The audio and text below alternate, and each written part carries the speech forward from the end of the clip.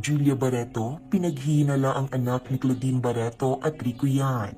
Maraming netizens ang nawindang sa isang nagba-viral na tsorya kaugnay sa di umano'y pagkakaroon ng anak ni Rico yan at Claudine Barreto sa katauhan ng sikat na aktres ng ABS-CBN na si Julia Barreto. Tila umabot na sa sukdulan ng pagiging delulo ng ilang mga bagong fans ng pumanaw na aktor na si Rico yan. Ilan kasi sa kanilang mga tsorya ay ang posibilidad na nagkaroon umano ng anak si Rico at Claudine noong sila'y magkarelasyon pa. Ang anak daw ng dalawa ay ang aktres na si Julia Barreto. What if anak talaga ni Rico yan at Claudine Barreto si Julia Barreto? Hindi lang tanggap ni Claudine na wala na si Rico yan, kaya binigay niya si Julia Barreto sa kapatid niya.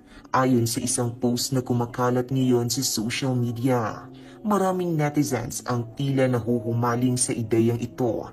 Ngunit kung